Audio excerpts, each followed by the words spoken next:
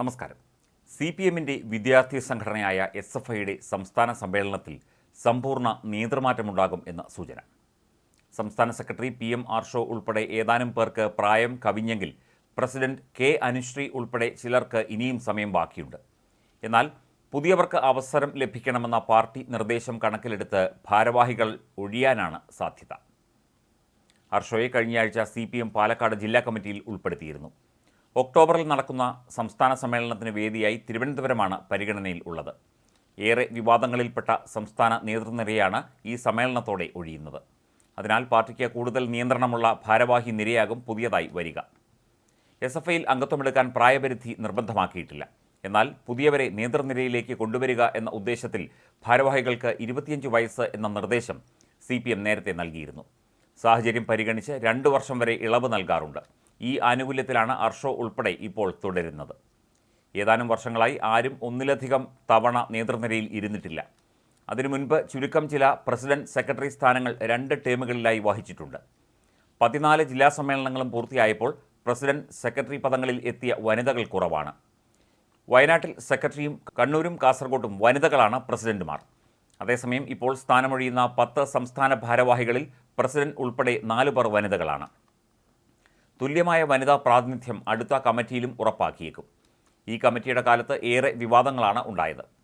കായംകുളത്ത് നിഖിൽ തോമസും കൊച്ചിയിൽ K വിദ്യയും ഉണ്ടാക്കിയ വ്യാജ സർട്ടിഫിക്കറ്റ് വിവാദങ്ങൾ, തിരുവനന്തപുരത്തെ UUC ആൾമാറാട്ടം, ആൾക്കൂട്ട വിചാരണയെ തുടർന്ന് പൂക്കോട് വെറ്റിനറി സർവകലാശാല ക്യാമ്പസിലെ സിദ്ധാർത്ഥൻ്റെ മരണം, സംഘടനയെ പ്രതിക്കൂട്ടിലാക്കിയത് പ്രിൻസിപ്പലിൻ്റെ നെഞ്ചത്ത് അടുപ്പുകൂട്ടുമെന്ന വെല്ലുവിളി, KSU ജില്ലാ നേതാവിനെ സർവകലാശാല ക്യാമ്പസിൽ ഇടിമുറിയിൽ കൈകാര്യം ചെയ്തത്, സ്റ്റേഷനിൽ പോലീസുകാരെ ആക്രമിച്ചത് തുടങ്ങിയവ ഉദാഹരണങ്ങൾ. ഗവർണർക്കെതിരെ സമര പരമ്പരകളുമായി തെരുവിൽ ഇറങ്ങി സമര സംഘടന എന്ന മേൽവിലാസം വീണ്ടെടുക്കാനുള്ള ശ്രമങ്ങൾ ഇതിനിടയിൽ നടന്നെങ്കിലും ഗവർണറും സർക്കാരുമായുള്ള ശത്രുത വർദ്ധിക്കാൻ അത് ഇടയാക്കി. MV ഗോവിന്ദൻ CPM സംസ്ഥാന സെക്രട്ടറിയായി ചുമതലയേറ്റ ശേഷമുള്ള SFIയുടെ ആദ്യ സംസ്ഥാന സമ്മേളനവുമാണ് ഇത്. ജില്ലാ സമ്മേളനം എല്ലാ വർഷവും നടക്കാറുണ്ടെങ്കിലും സംസ്ഥാന സമ്മേളനം 2 വർഷത്തിൽ ഒരിക്കലാണ് നടക്കുന്നത്. CPM എന്ന പാർട്ടിക്ക് വലിയ തലവേദനയാണ് അവരുടെ വിദ്യാർത്ഥി പ്രസ്ഥാനം പല സംഭവങ്ങളിലായി ഉണ്ടാക്കിയത്. SFIയെ നിയന്ത്രിക്കണം എന്ന ആവശ്യം CPIയിൽ നിന്ന് പോലും AISFൽ നിന്ന് പോലും ഉണ്ടായി.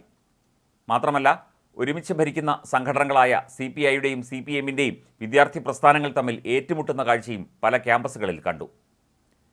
പല രീതിയിൽ CPMന് വലിയ ബുദ്ധിമുട്ടുണ്ടാക്കിക്കൊണ്ടാണ് SFIയുടെ ഈ നേതൃനിര മാറുകയാണെങ്കിൽ അവർ സ്ഥാനമൊഴിയുന്നത്.